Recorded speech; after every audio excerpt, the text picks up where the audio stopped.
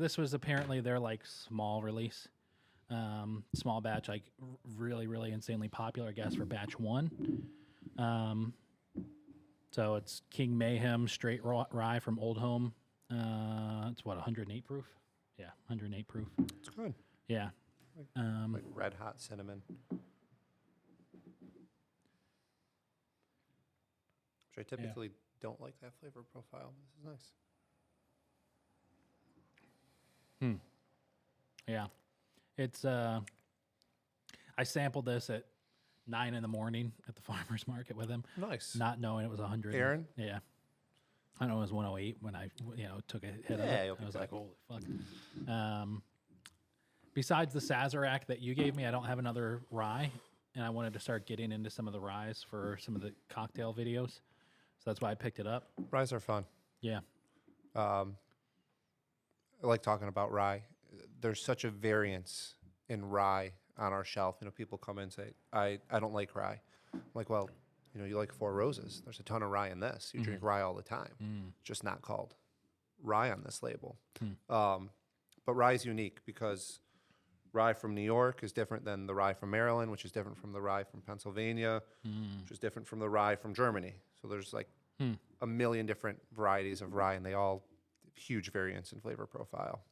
So let's jump into that because I was thinking about this today as I was. I'm just going to adjust this real quick. There we go. I was thinking about this today as I was driving around thinking about questions to ask, and that was one of them. Like, at some point in time, and I'm sure it has already been hit, there aren't any new bourbons being made. In other words, it's kind of like beer. I talk about this a lot with breweries. If you've got a Pilsner, and a Pilsner is a traditional, beer, just like bourbon is very traditional, right? Like you have to be held to really specific standards for it to be considered bourbon. You're not really going to get a whole hell of a lot of variation. You have to use the same style of barrel. It has to be a new barrel. You can't be what? You have to be 51% corn. Yeah. A lot of them are the same, close to the same mash bill. Yeah. I know what you're getting at. A lot of the variance in the whiskeys, one comes from the type of barrel, the cooperage, which is funny because half of them in Kentucky use the same cooperage. Yeah. And then also the yeast strain that they use. Four Roses is known for their different yeast strains, and that's what really differentiates a lot of their whiskeys. But also the climate that they're aged in, New York compared to Kentucky. Yeah. Quite a different climate. For sure. So there's definitely some other factors outside of the mash bill that I think those are probably the biggest factors in terms of that differentiate whiskey flavor profiles. And now that's why they're doing a lot of finished bourbons, which isn't my favorites. Not my favorite. I don't like them at all, to be honest. Where they'll take this like a cask finish, like Angel's Envy. It's your normal Kentucky bourbon. Excuse me, and they put it into a finish in a port cask, or the rye goes into a rum cask. And that second barrel finishing gives a different flavor profile. We did a barrel pick, with Savage and Cook that goes into wine barrels. That gives a much softer, fruitier note. Not my favorite style, but that's another way a lot of brands are differentiating their whiskeys from your typical Kentucky bourbon, vanilla, caramel, bombs. Yeah, I think Basil Hayden, I don't know if they just came out with it, but it's just at least hit restaurants around here. Their red wine. The red wine Cabernet cask finish is brand new to the market. And that's just another way. They've come out with 3 or 4 in the past year to make their brand different. The toast. Yeah. That's a new thing right now. Toasted barrels? Everyone's doing toasted barrels, which Michter's, his standards, does a toasted barrel. They toast their barrels before their normal bourbon goes into it. But now everyone's advertised, kind of how like Tito's advertised gluten-free. Yeah. All vodkas are gluten-free. Right. But they just put it on their label and boom. Yeah. Biggest, best vodka brand there is now. They just hit the marketing on the head at the right time. Yeah.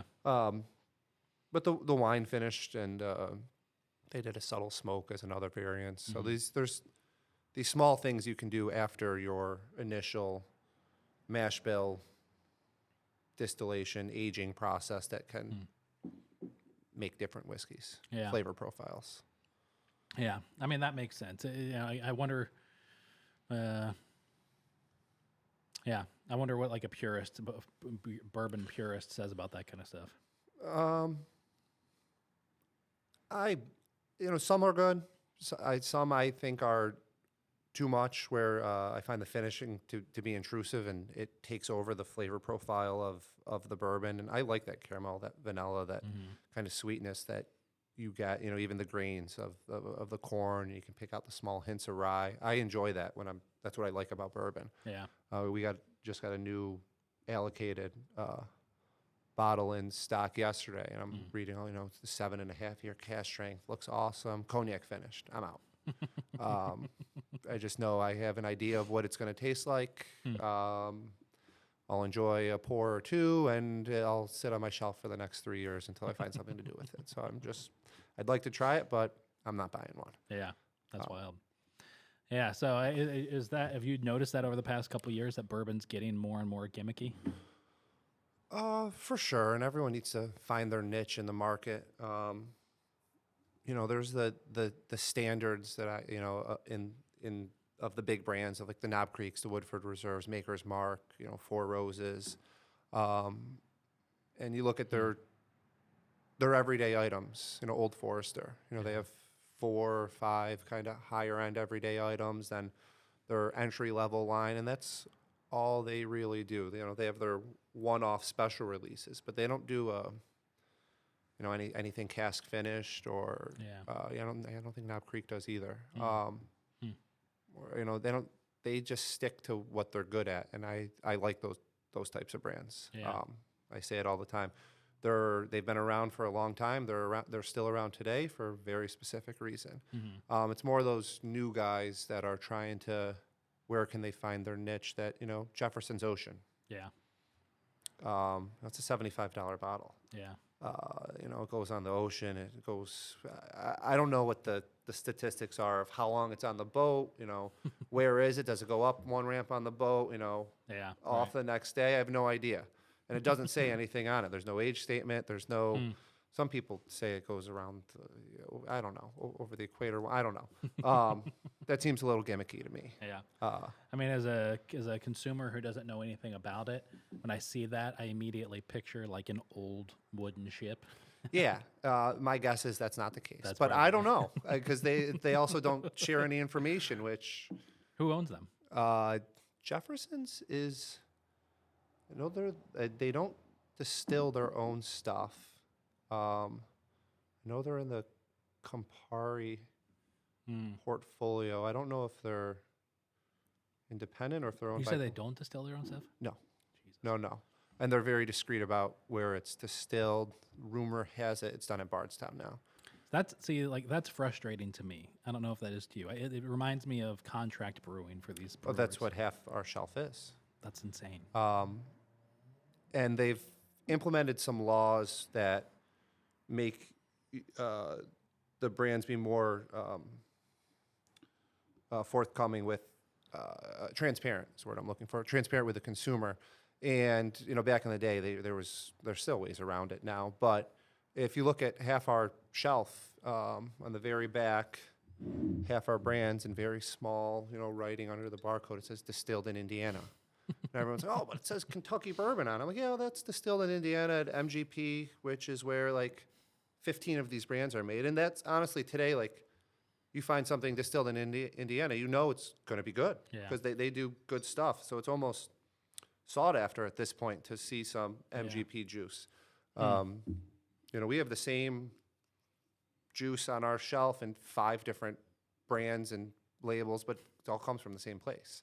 And that's, I get with some of them, startups where I can't release whiskey for 4 years, 2 years minimum, but I can't put out a good product for 4 or 5 years. So I need to get something out to get some cash flow rolling, which makes sense. Yeah.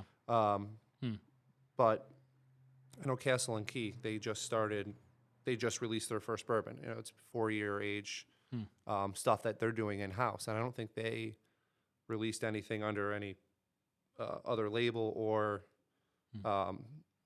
contracted any juice in. They just waited, which means they have big pockets, is my guess, because it's expensive. Who are they owned by? I want to say they're private. Oh, really? They have some big investors behind the brand. An incredible visit. They put a shit ton of money into this location, which is actually where the original Colonel E.H. Taylor started. Wow. Buffalo Trace bought the rights and name of it and Oh, really? and ran with it. But Huh. the OG Colonel E.H. Taylor, he worked at 5 distilleries. Yeah. But Buffalo Trace Yeah. grasped it and made it theirs. I've been reading, like, since the last time you were on the podcast, I've been like discovering a lot more of the sought after bottles and then the stories behind them. Got a few over there. You Got got a in there? couple of 'em, yeah. I'm really fortunate. I won't say the name of the restaurant on the air because I won't get him in trouble. But a friend of mine who runs a restaurant in town, we were texting one day, and I was like, "Yeah, I've been trying to." I think he asked me what I was doing. I was like, "I'm out trying to find this bottle of bourbon," and he was like, "Oh, I've got it here. I'll sell it to you." Perfect. I was like, "Really? How much you want for it?" He's like, "I think I paid $30 for it," and it's the 12-year, the Weller 12. Yeah. And Tell him to take all his allocations. and I was like, "Are you serious?" He was like, "Yeah, just stop down next week." I was like, "Holy shit!" So he took me down into the basement where they have everything locked up, and he's like, "You know what? It doesn't have to be Weller if you don't want. You can get anything we have in here." And he opens up the cabinet, and it's like every allocated bottle that you could imagine is in there. And I was like, "You have Blanton's?" He was like, "Yeah. Do you want that too?" I was like, "Holy fuck!" And Yeah. So I was like really lucky. It's wild how we just had a meeting with a few other liquor store owners of recent. The percentage of bottles that restaurants get. You know, I do more business in a week with Empire and Southern, the big distributors, than some of these restaurants will do in a year. I'm Yeah. exaggerating a little bit. Maybe, actually, I might not be. Yeah. And they're getting a case of Blanton's when I'm getting 2 cases of Blanton's. I'm sitting there scratching my head like, wait a second, that's just not proportionately adding up. I know we had a restaurant for years. I was getting killer allocations at Drumlin's. Really? Yeah. Huh. And they're awesome, delicious. Yeah. Most of them went here probably, but legally you can't transfer anything from restaurant to store or vice versa. Yeah. But we were getting amazing allocations. Huh. 3 Lives in downtown, they have a bottle of Blanton's on their shelf and behind the bar. And I was asking John, I was like, "How the hell did you get that?" He's like, they asked if I wanted a bottle, and he got it, and one of his bartenders dropped the bottle on the floor and shattered. And he was lucky enough, the guy Replaced it. his rep was like, "I'll just Yeah. So anyway, so he opened up so that's how I got that. My brother lives in Florence, Kentucky, which Stay close with him. that guy. Yeah. yes, I am. I'll tell you who it is off the air. He sold me, so he wound up giving me that bottle because I had done something for him, and then he sold me the bottle of Blanton's, and immediately after I posted it, a friend of mine was like, Hey, where'd you get that? "Yeah, well, I had a few people say that, but this one friend, he's not really a friend, a kid I went to high school with. He's like, my dad and I have been collecting the tops for like 15 years, and we need one last letter." He's like, "Which one do you have, or where did you get the bottle?" And so I was like, I told him where, and I was like, "But I'll see if I can, if I find any." I told him about the place in Mattydale where I found it for $155. Yeah. Someone will pay it. Yeah. And so he was like, "Oh, that's crazy." And I should have kept my mouth shut, but I was like, "What letter do you need?" "I need the L." It's the one I was you like, have? "Fuck." I was like, "You can have it, dude." And I might have an extra. I got them everywhere. it's not really that great of a bourbon, is it? I mean, it gets a bad rap just because people put it on such a pedestal, but I like it quite a bit. But it's a single barrel. So you have to keep that in mind. Where I've had really good Blanton's, and Blanton's is known to be like a brown sugar bomb, which I like that flavor profile. Okay. But I've had good bottles, and I've had like drain pour, like not good bottles, and every barrel differentiates. yeah. So I don't want to say it's hit or miss because the majority of the time I'll definitely enjoy a pour of blands, especially if it's at a reasonable price. But I won't go to a bar and order one just Yeah. because it's not going to be. It's going to be $20 for Yeah. a pour when the bottle's $60, and that's if Crazy. you're pouring me half the bottle, then I'm Right. out. Yeah. Um, Yeah. I was thinking about going to Al's and just, seeing, I know they have this massive selection, but just going there and just trying some of these things that are like impossible to find. you let me know what you need. Yeah. I got samples. Okay. All right. I'll save you a lot of money, man. Save you a lot of money. Yeah. Al's has a good spot though. Yeah. They used to. I haven't been there in a while. They used to have an enormous selection. I think they've cut back a little bit. Really? I owe them a visit. It's been a while. Yeah. It's it really is just this entire world. Like I know, I think you said last time. Diving in. Yeah, go for it. That's what, 100 proof? I love Four Roses. Yeah. Yeah. One of the best everyday brands on the shelf. Yeah. I've heard that a lot. So now that I'm like trying to find some of these bottles, You're a bourbon hunter, my friend. I'm now all of a sudden I'm thinking, all right, who are all these connections I have? And I remembered that there's a ex-girlfriend of mine who works. Whatever it takes. Yeah, she works at a liquor store in town. Cheers. And so I text her. I was like, "When are you working?" And she was like, "What are you looking for?" And it was right after the baby. So I said, I really do just want to get a nice bottle to have and kind of celebrate. Mm-hmm. And she said, "Well, if you're looking for any of the allocated stuff, we don't have it." Allocated. Yeah. And I said, "Why not?" And she said, "Because we don't buy the bullshit that gets us the allocated stuff." They had nothing from Sazerac on their shelf, and It's a big equation where you think I get it down pat, and Yeah. they change the rules. There's yeah, a lot of nonsense that goes in, but there's a way to do it without buying shelf turds, I call them. Yeah. But it's a long. This is good. yeah, that's wild. That's I don't know what that has. I'm still trying to train my palate to like be able to identify some of this stuff. I got some cool nosing kit I should have brought for you, which helps. I got like these little plastic containers. One's got wheat, rye, barley, butterscotch, peanuts. It just helps. Yeah, Like I get clove. Like, oh, what's clove smell like? You smell. Oh, like I'm picking that note up too. Huh. I don't get clove in this, but I'm just. yeah. I get it's like almost like perfumey at the end. If Little that makes floral. sense. Yeah, that's really interesting. I asked Kyle from Kasai Ramen this question, and that is, it was Nice after rye we spice. bought your Knob Creek pick. The question was, how expensive of a bourbon would you draw the line that you wouldn't use it in a mixed cocktail, and in a drink? And his answer was, depends on how much money you have. It's a good answer. Yeah, that's a good answer. Depends on how much money you have. Depends on how much you like that expensive bottle. Yeah, I have expensive bottles I don't like, yeah, so I'm not going to drink them. Well, I'm going to find some way to use it. I'm going to put it in a cocktail. yeah. Uh, Like, would you make a old fashioned with the Pappy 15-year? me? Yeah. No. But Pappy, the original, I don't know if it's Julian Van Winkle, one of the Van Winkles, he used to drink his bourbon over ice with a lemon wedge. Really? And that's how he drank it. I think I was just watching Eddie Russell, the founder's Wild Turkey. He used to similar, like full cup of ice and like club soda or something. And wild. so there was no, neat. Yeah. Drink whiskey however the hell you like to drink it. Right. And if you have a shit ton of money, then you buy a $300 or $2,000 bottle and make an old fashioned. Probably killer old fashioned. Yeah, probably. As long as you don't fuck the other two ingredients Yeah. up. There was a story, I forget who the distiller was. I thought it was the Wild Turkey guy, but maybe it was somebody else. Jimmy Russell, maybe. Uh, His Wild Turkey guy. he was in central New York for like a weekend or a week or something, doing like an event at all these big restaurants all over the place. Pascale's Liquor Square. Okay, was he there? This was before my time, but Okay. So he was at the Sherwood Inn in Skinny Atlas.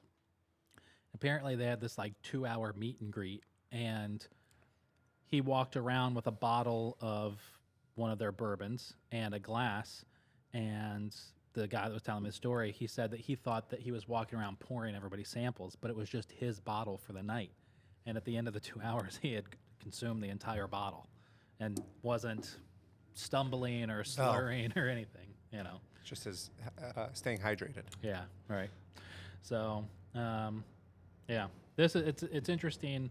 First of all, so I was drinking Buffalo Trace before you got here. So I will say it's interesting how little the King Mayhem didn't, like, it smacked me in the face. Usually that'll knock me if I have Your palate's accustomed to the alcohol. Yeah. Very common where, you know, if we had even a more high proof option right now, you would not get as much of that Kentucky hug, I call it, the spice coming down. Then if we started with, you know, 120 proof option, you'd be like, oh, shit. Yeah. You know, if I sit down for a tasting or like a barrel pick, I rinse my mouth with vodka and spit just to kind of help. Rinse it with vodka? Yeah, just, you know, I'll gargle with vodka and spit. That's pretty funny. Or I'll pour something quick and just Yeah. acclimate the palate to alcohol again. Huh. Never judge a bottle on your first sip. Yeah. Or your first sip of the day, I should say. Yeah. And they say there's there's a difference between the beginning and the middle, right? The neck pour, a lot of people say, oh, the neck pour is no good. I actually find truth to that. I don't want to say every neck pour is no good. That's like the first pour out of a bottle. Yeah. Sometimes they can be tight, a little sharper than it would be, you know, once this bottle's half full. Yeah.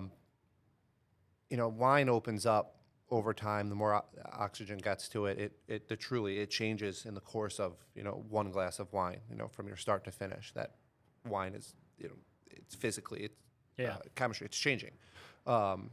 Scientifically speaking, like whiskey shouldn't, but it does. Yeah. And from experience, like it clearly, it does. We were having this conversation yesterday. Like, as I say that, also, we taste this today.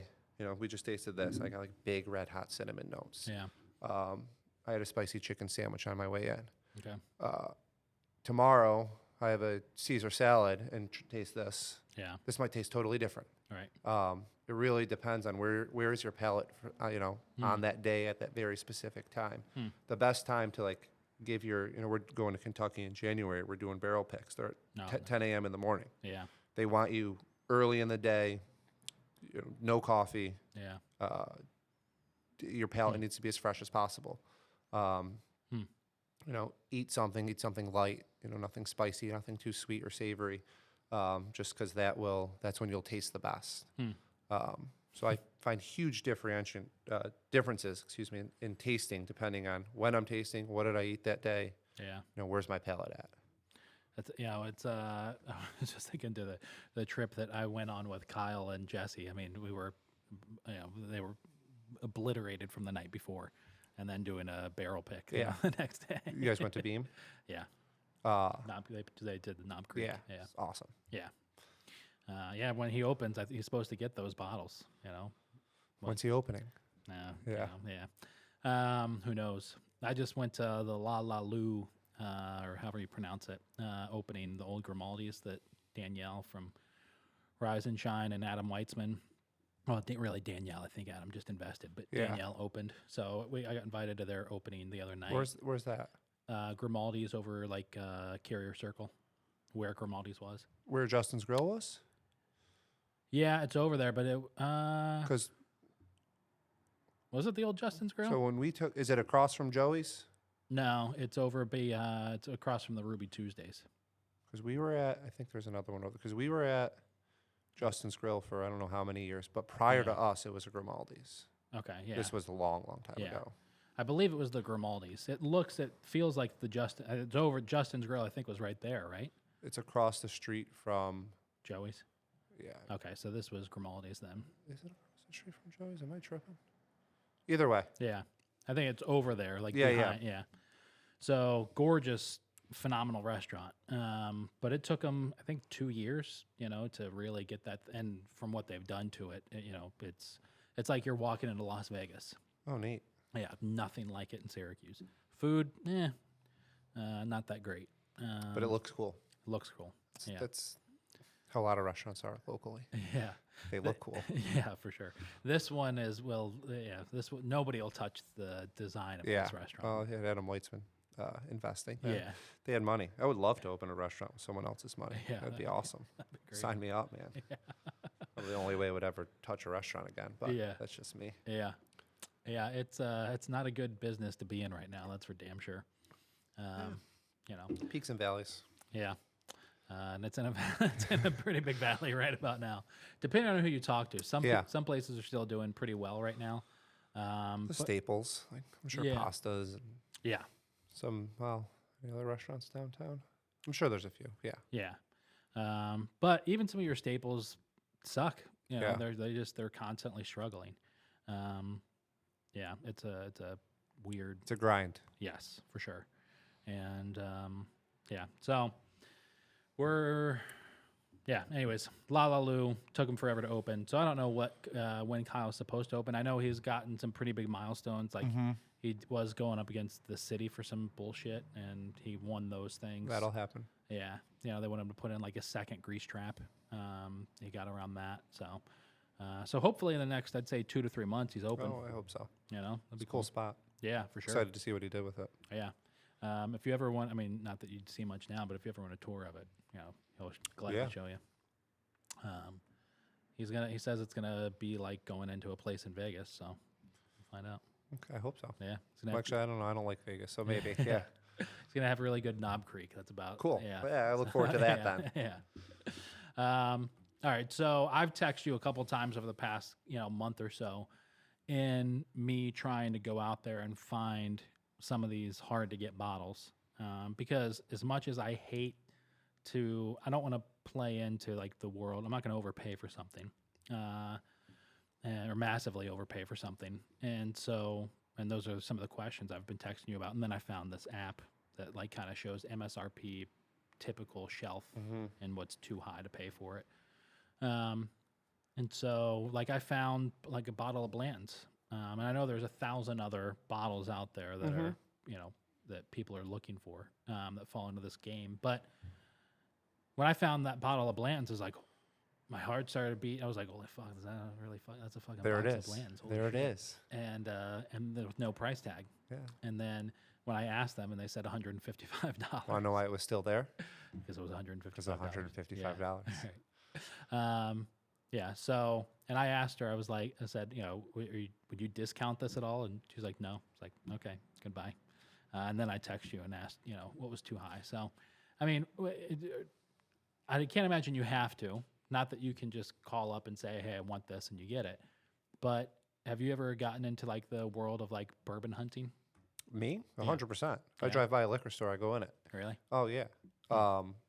We get a ton of bottles allocated to us. We're very lucky and fortunate where I do play their bullshit games, and I like to say I do it well.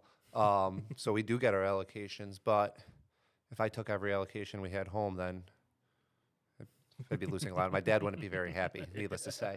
And I'd have way too much bourbon that I could ever consume. But I just, for market research. 2, I like to see maybe there's a bottle in there that they've recently they've mismarked, or someone's passed over. Typically not the case. Yeah. But especially being in the industry, it gives me an excuse to go in and check out their store. Yeah. I found some good buys here and there, very rarely, less times than more. Yeah. But it's fun, part of the game, man. And I'm into bourbon. I sell the stuff for a living. I mean, we sell everything, obviously. Yeah. But I get the rush of, I had a customer the other day. She was looking for this, looking for that, and I said, if you want one, like, I got it. She goes, no, I'm gonna go find one. I'm like, okay, I got one out back for you if you want it. Like, yeah.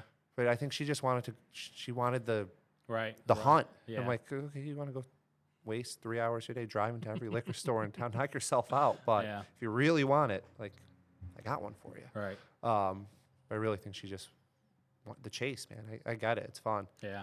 I haven't been lucky, so. Yeah. I was really lucky with the Russell's Reserve, but I called ahead. It's stories like that make me feel like I still need to go. Yeah. There's a couple Instagram accounts and TikTok accounts I found where they're posting photos. Like one of them just posted a photo of, like, it was 2 stacks, but I think it was like 5 in each of cases of Weller Reserve, which They were in Ohio. I don't know where they were. They were in Ohio. Were they? Or Texas. Okay. Because that's where they get stacks of Weller Reserve. Yeah. And they were listed at like $35 a bottle. It's Ohio or Texas. Yeah. They're known for that. So knowing and Googling pricing before, like, I would text you or find the app, I would like Google to see, like, okay, what are these listed? Because Drizzly has that Russell's bottle for $700 right now. Okay. So I'm thinking to myself, oh, okay, well, what states ship to New York?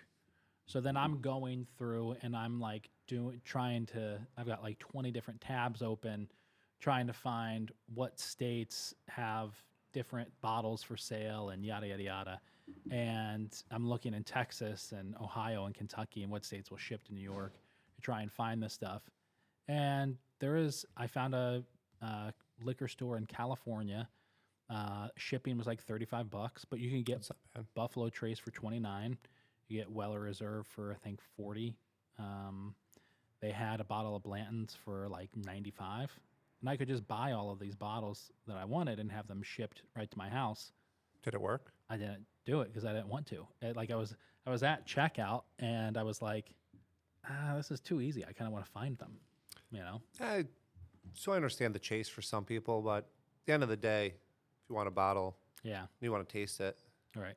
and you have access to it at that price, those are good prices. Yeah. I mean, even when we get Buffalo Trace, like we got 3 cases coming tomorrow. We just got an allocation of it, and I'll probably put one out over the weekend, one out on Monday, one out on Wednesday. Yeah.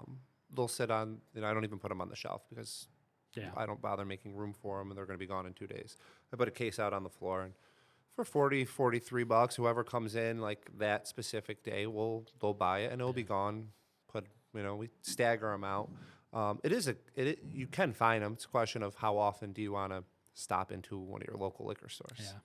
If I'm driving past a place, I'll stop in now. Mm-hmm. I just stopped in a place right down here on Geddes Street, and they had all their nice bottles up on the top shelf, and one of the reps was in there. I forget. I don't know from which company, but it was like this Indian guy that owned it. And so I'm like looking around. He's like, "Are you looking for anything?" And I was like, "I was just seeing if you had anything allocated."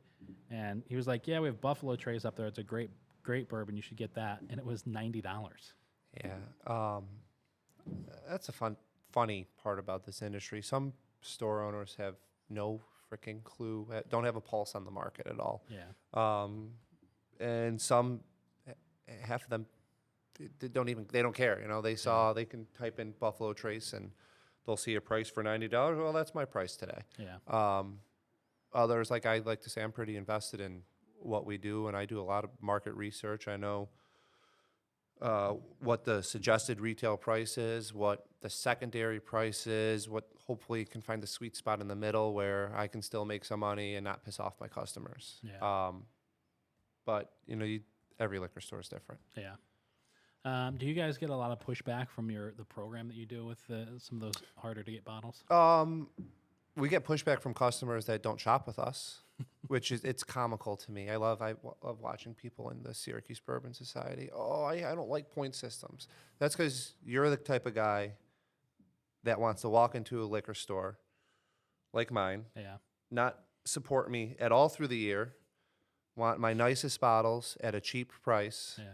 So you can either go home and flip them or maybe drink them, or you're just a hype beast. Yeah. And the exact reason I made the program to eliminate the cherry pickers. There's a few guys in particular that just continue to take jabs at us in these groups, and I want to laugh at them. Like it's a pretty simple and understandable concept. It's a customer loyalty program. You shop with us, Right. you support me throughout the year, then I'm happy to, you're going to get the good bottles at a good price, and you don't need to go to 10 liquor stores in a day and find that one bottle. The people that are in the program and the program's not for everyone, because if you're not You gotta spend money. You need to spend money. You need to drink. Right. I mean, it's not just someone who's going to have, one pour a month, one pour a week. You got to spend money, and you got to be into alcohol. Right. And not everyone is, which I get. Yeah. So the program's not for everyone, but the people that are bourbon drinkers or just alcohol drinkers, the program makes sense for them. Yeah. I noticed a huge lack of loyalty in our industry. We were talking about this yesterday. We're talking about advertising. And I said, a lot of our customers, sure, they see it less today than ever before where, Kendall Jackson's 50 cents cheaper up the road. Are you really going to drive 10 minutes out of your way for 50 cents a bottle? Like some people, like back in the day, absolutely. They'd come in, they'd let you know, it's cheaper over there, I'm going over there. Like now, especially with inflation, like people are expecting price increases, and I don't think they're going out of their way as much to find that cheap. They're shopping convenience. Yeah. I'm a convenient shopper. Yeah. And that's why, delivery's been such a big thing. But, I've hopefully eliminated some of those convenient shoppers. You're on your way home, your wife wants a bottle of wine. Hopefully you come to my store now. Right. Because it's gonna count for something down the road if you're interested in the premium bourbons. Yeah. So for the people that, do spend a lot on alcohol, I'm just hopefully directing their every sale to our store when they're shopping, rather than,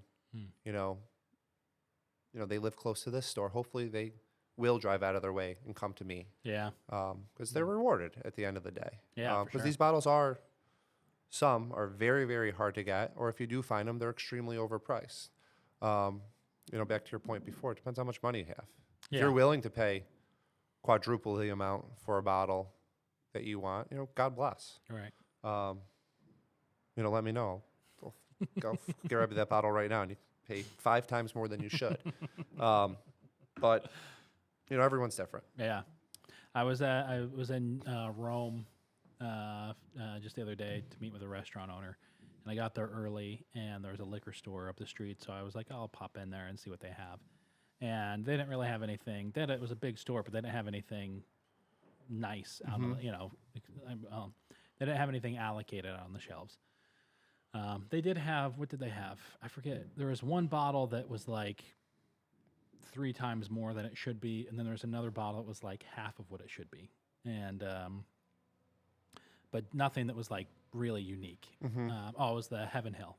Heaven Hill they had listed at like 7 year. 7 year. They had for like $39, which good buy. Yeah, it was a good buy. I almost bought it, but then it was like, it's a good pour too. Yeah, I was just thinking to myself, like at this point in my collection game, I either want like the stuff that I'm trying to find just to be able to try it, or I want like the cheap things to kind of use in drinks.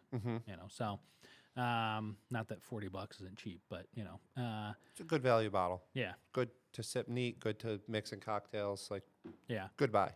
And I forget what it was they had listed at like $95, but it was just crazy. But anyways, so I was in there walking around, and the guy was like, do you need help with anything? And so I said, do you have anything like Buffalo Trace from like I hate saying the name, because like if I say like Blanton's, they're like, no, we don't have Blanton's, but they might have something else. Right. And I hate saying allocated, because then they're like, who's this douchebag? And so allocated. Yeah. I do that all the time. I got a bunch of allocated bottles. They're all right there. What is that? The sales rep use allocated like it's gold now. Oh, really? This bottle, you should buy it. It's allocated. I say, piss off. Like what do you mean it's allocated? What does that mean anymore? Yeah. It just means that they're claiming that there's it's limited, and the reps, like their eyes will like light up. Like this bottle's limited. You're gonna buy a few cases, right, Nick? No, it's limited. Is it good? Does it sell? No. Like, you come back in 2 weeks and let me know that you still have hundreds of cases in stock. Yeah, that's hilarious. It's not allocated. You can call it whatever you want, but right. If I can order it whenever I want, it's not allocated. Right. That's pretty funny. So I asked the guy behind the counter, I was like, do you have anything like that? And he said, we do, but the owner takes it all for his private collection. I was like, you see that a lot. Oh, okay. Great. I know there was a store locally. They don't, and when you do things like that, you lose your everyday customer. Yeah. Because they want to come in, they want to talk to a manager, an owner. They want to show that they're supporting the store, but then they want the good stuff. You bring every good bottle home, or price every good bottle through the roof, you're going to lose that everyday customer. And for sure, I could take my Van Winkles and put them on the shelf for $2,000, $3,000. Someone's going to buy them. Right. I'm going to get a one-time blow, and whoop-de-doo. I sold this extra bottle for a few extra $100. Yeah. I'd rather get the everyday sale of the consumer than this one-time shootout and piss off all my everyday customers. Yeah. I mean, I like to say I'm looking at the big picture of things rather than this one-time sale. I know a store locally just had this big sale where they released all their allocated bourbons. They pissed off more customers than they appeased. Yes, they sold everything that they put out. So that's shocking. They say they sold everything they put out. There are people that are willing to pay. Yeah. I've talked to 10 of our customers that said they're never stepping foot in that store again. Yeah. Like, you just, I think yeah. you're leaving money on the table when you do that. Yes, you had a good day of sales. You're right. Your numbers were higher on that Friday than they were on the previous Friday. Right. But the rest of the year, you're missing out on those everyday sales. Yeah. That really pissed me off when I saw somebody post a picture in the group. And when I saw, like, I mean, don't get me wrong, I know in the secondary market what it goes for, but my bottle of Russell's Reserve that I paid $90 for was... Those prices were all over the place. Yeah. Some were high, some were low. I mean, even their good price bottles were more than what we sold them for. And, like, Yeah. to each your own. But Right. That was crazy. We could do that. I think I'd lose half of our base. Yeah. Are you part of the Rochester Bourbon Group? No, I'm not. I wasn't allowed in. Oh, really? Yeah. I joined that one, and the Rochester Elite Group? I don't know if it's the Elite. I think There's a few. Okay. I'm a part of a Rochester one. It's pretty big. Yeah. But there was some store out there that released. They had 3 cases of Blanton's and put them out for like $80, and they were gone. The guys were like, they're gone in 10 minutes. But then they're doing like a 3 different Blanton gift pack that's like $500. I forget what the other 2 bottles are. The combo packs. Yeah. I do stuff like that occasionally. Is that just like a standard combo pack from the distributor? No, that's something like, there's a million different ways to sell the allocated bottles. We've kind of dabbled in all of them. Honestly, if I get 3 cases of Blanton's, I'll put 2 cases away for my allocation sale where we sell them for $61 to our loyal customers. I'll take a few bottles and put them in my case for $105. They will sell instantly. Yeah. 1 or 2 people might look over and pass, but the next customer is going to come and buy it. They won't last more than 2 days. Yeah. At anywhere from $100 to $110, we'll put them in. And that's for the person where they've never had Blanton's. They're dying to have it. Yeah. There it is. It's expensive, but it's not $150 expensive. So Right. they're willing to, I get it. That is one of the bourbons that every new bourbon drinker wants to try. And I recommend you do. I like it. Right. And then I might take a bottle and do a combo pack where if you want to buy the Blanton's, it's $70, but you also need to buy this. Yeah. And I might give you 2 or 3 options for that second bottle. And they'll look at me, well, I don't want to buy that. I'm like, okay, well, then you can buy this for $150. Or you can pay $150 and walk out with 2 bottles. Yeah. You do the math. All right. I'm not a numbers guy. I sell alcohol for a living, but it makes more sense Right. for you to buy them both. So it's just a way for us to move a bottle that I might not be selling great. It might be a bottle that I had to buy in order to get the Blanton's. Yeah. Or just to make more shelf space. Yeah. So there's and I'll do all 3 of them in one day. Different ways to sell that bottle. I think long term, our customer loyalty program is where I reserve most of my bottles. Yeah, for sure.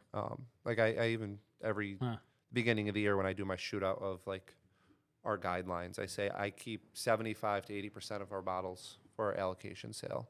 And the others will go into the case for a higher mark than you'll pay, or they'll be, sprinkled out in combos. I just recently did an 8-bottle combo, which I've never done before. Yeah. 5, 6 people passed, and then the next guy bought it. And it was an expensive combo. Yeah. The 1 bottle I comboed with sells for the whole 8 of them together that he paid. So at the end of the day, like, this guy got 7 Christmas presents for people he may or may not like, based on some of the bottles. But it was a win for me, and he got a bottle that he could have paid that same price for that 1 bottle. That's wild. So I was happy with the sale. He was happy with the sale. Yeah. Yeah.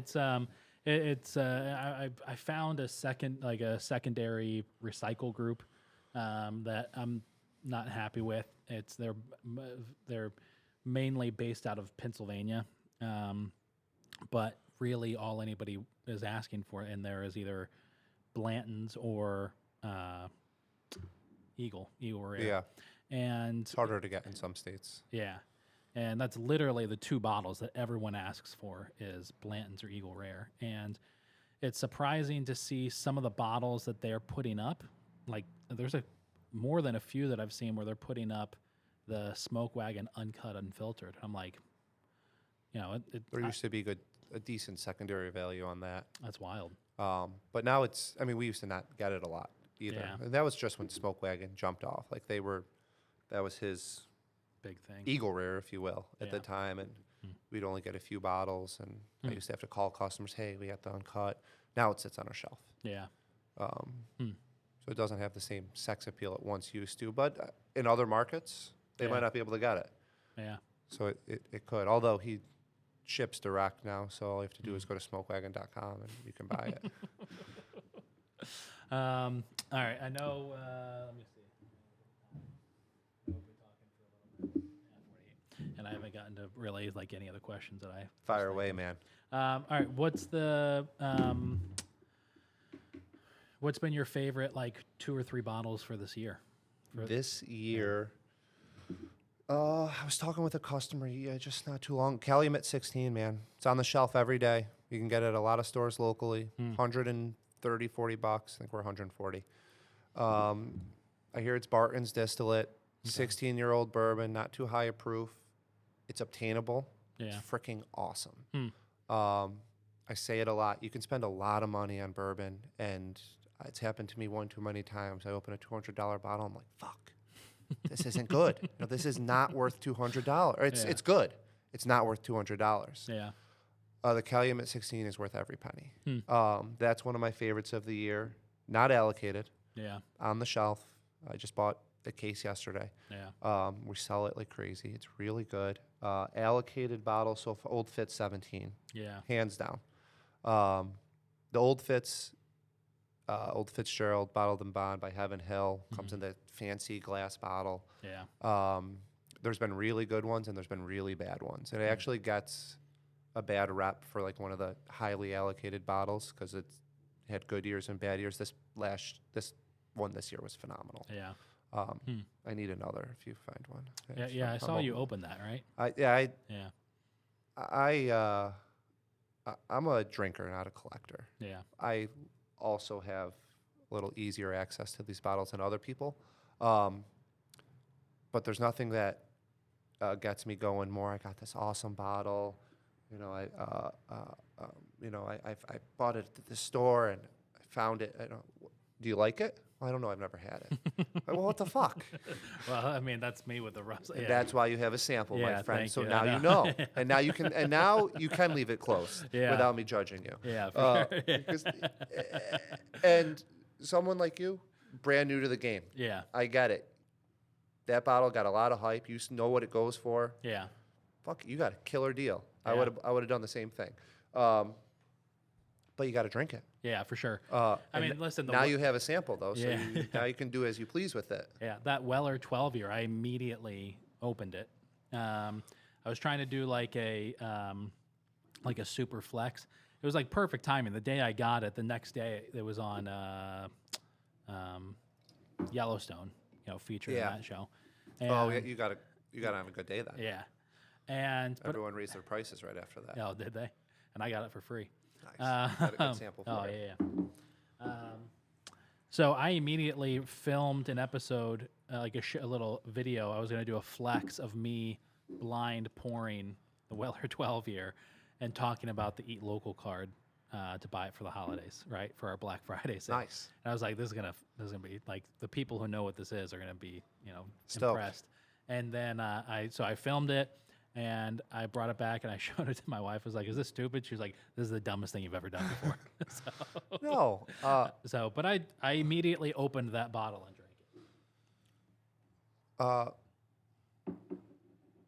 it. I think drink them. Right. Unless you're gonna, sell them, and Yeah. I have an emergency fund at home. The water heater breaks. I Right. got a bottle or two that, if need be. Yeah. Ideally, I don't want to do that because, these people go nuts for these bottles for the most part because they're really good. Yeah. We hope, at least. Right. And like being in the industry, like I want to be able to talk about them and like say like, is it good? Did I like it? So forth, and just be able to talk about them. Yeah. So I'm always one to, if I get a bottle, I open it. But Yeah. I also have different access to the bottle, so Right. I think I'm not the average Joe when it comes to the allocated bottles. Yeah. Um, This is really interesting. This is MGP, still in Indiana. Mic drop from 2019. 2019. They've been doing. They just had a release this year. Probably 4 or 5 or 6 releases they've done. Just the name Mic Drop, but it's been sourced different juice from different places. Yeah. I don't know if it was MGP, then it was Wilderness Trail. Where was this year's from? This year's bottle went for like 500 or 600. And it was really bad. Really? Yeah, I feel bad. I had a customer come in. He bought it. In the past years, it's $90. Yeah. I bought one from a store in New York City online for $100. Had it shipped home. He came in. He goes, Nick, you got to try this. And he pours it. It's a little cloudy. There's some floaties in it. Like, it doesn't look right, and like it really doesn't taste good. It's not good. And he goes, it's flawed. I go, you might not like it, man. And I really feel bad that you don't, because I know what you paid for this, but Yeah. it's not flawed. It's just not good. Yeah. And I tried to soften the blow a little bit for him, but that happens, I Yeah. guess. Huh. I'm going flying down to This New one's York good. on Tuesday, and just for the day, and I've got some time to kill, and I've already found a couple liquor stores in the area. I'm sure nothing's going to be a rare find for a cheap price, but I'm still going to go in and look. Last time I was in New York City, I found a good bottle Really? for a cheap price. And the store owner looks at me and goes, "You're going to flip this, aren't you?" I said, "No, dick. Like, go get a glass. Let's open it right now." He literally said that to my face. I was like, no, I'm not. And give me your other one too now. It's Buffalo Trace Kosher, Okay. Okay. which is, I think it was this year's release, which we didn't get. It's normal Buffalo Trace at a higher mark in a cooler bottle. Screw it. Like, we don't get it. I bought one. He had 2 different offerings. I bought them both. We didn't open them on the spot. He didn't want to taste it. So if we can, man. I'm glad we didn't, 'cause I was pretty drunk. But you can find some Yeah. good deals. Then you could also find some really not good deals. Yeah. Yeah. I feel like back in like about 6-7 years ago, when buying and selling books was still like a big side hustle. You would go to like the library 25-cent thing, and you'd try and find a book. You'd scan the app on Amazon and see if it was selling for $50 or $30. And I remember doing that, and that's kind of how I feel now going into a liquor store, because I'm opening the app and trying to see what MSRP is on some of these bottles. So I started listening to some bourbon podcasts, and on one of them they had this guy on. They were talking about the legal way to sell NFTs, or I'm sorry, the legal way to sell bottles of bourbon or bottles of liquor. Yeah, through a liquor store with me. The legal way to flip them is through an NFT. And so this company basically has They're way over the top because they like store your bourbon for you, so you can buy it from them. And they don't really have they didn't have anything that was like crazy. They've got a lot of like huge bottles, so they get a lot of it from Europe, where it's like the 3 liter, whatever the fuck it is. But they were saying the legal way to do it is you sell the NFT, but the NFT comes to the rights of this bottle that's unopened. Interesting. Yeah. I don't know much about NFTs. I own a Gary V Yeah. version 2, Series 2, that immediately tanked because it's connected to Ethereum tokens. Oh. So right after I bought it, I had Ethereum like 5-10 years ago. Yeah, right. I made $200 and sold it. I fucked up. Yeah, same here. And then immediately started investing in other things that crashed after I made I think I made $1,000 in it. But yeah, I thought that was pretty interesting. Like the legal way to flip a bottle of. There's Unicorn Auctions is a website Okay. you could do. I think they only sell like primo. Like, I'm excited. I've never tried that. what are you doing? You flipping a bottle? No, it's called a bourbon flip. So it's. You see the guy in Lake Placid? My boy. Wait, the restaurant? No, his store on Instagram. You should follow him. Terry Robards. Oh yes, I do. I follow him on TikTok. Tim. Okay. He's. I actually have never met him. We've gone back and forth a ton. He's got an old video of him flipping a Van Winkle 15 in his store. He almost drops it. Holy shit! I've tried with a bottle of wine. I'm not that ballsy yet. No, they that I found them on TikTok. They like blew up on TikTok. Yeah, he uses his social media platform quite a bit. Yeah. He's built a huge online base. Yeah, it's wild. No, a flip is basically it's kind of like an eggnog.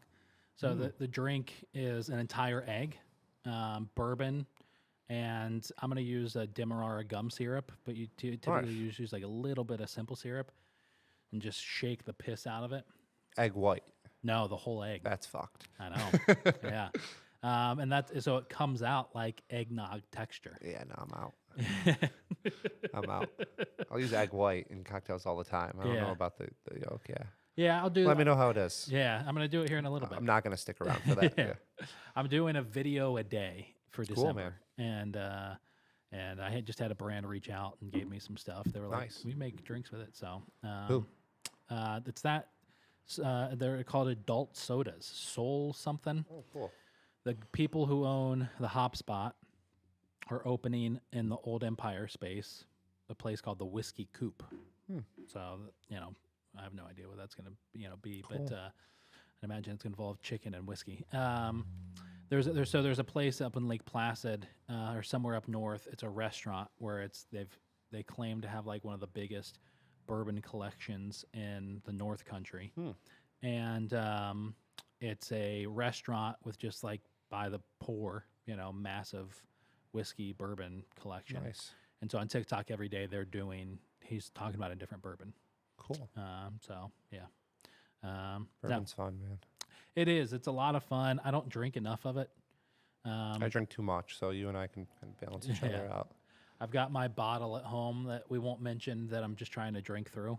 And yeah, everything else in here, I'm like, it is a challenge to like figure out like, all right, what am I going to use in this drink now? But I'm getting through it little by little. Trying to use the cheaper stuff first. Yeah, use what you like. Yeah.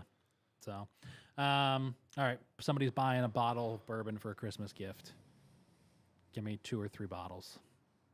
Right now, we have an awesome selection at all 3 of our locations. Mackenzie, my favorite, by far favorite New York State distillery, and the Finger Lakes, Mackenzie Finger Lakes Distilling. He does really unique, cool stuff. He's got like some 10, 11-year-old barrels set aside right now. We bought a 4-year bourbon that is your normal mash bill with a little, not your normal because it's got 10% smoked barley in it, and it gives this just little soft hints of smoke. Pretty unique. And then we have a 6.5-year rye that has these like big, funky, like apple notes. That's really growing on me quite a bit. I can't decide which one I like better. Local distillery. We have it at all 3 stores. I think it's $60 on the shelf.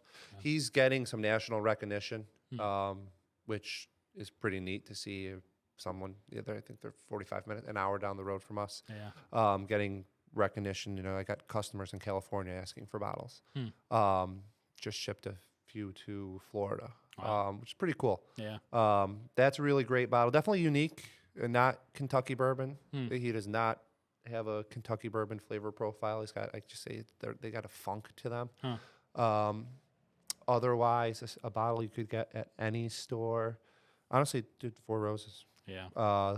And they're all super reasonably priced between their small batch select, single barrel. You'll find them anywhere from like 30s to, I think the selects in the mid 50s now. Okay. Should be at pretty much every liquor store around town. Really, one of the first brands that really got me into bourbon. Yeah. I know last time we talked about Elijah Craig. It's gonna Yeah. be more around like the $25-$30 price point. So you're looking to, depends on how much you like your Yeah. person you're giving your gift to. All right. A little more of a premium option that I very fond of. Yeah. All right. Yeah, man. There's a bunch of other questions I wanted to ask you, but we'll have you back here in the next month or so. Okay, I'll be around. Yeah. All right. Thanks, man. Awesome. Thank you.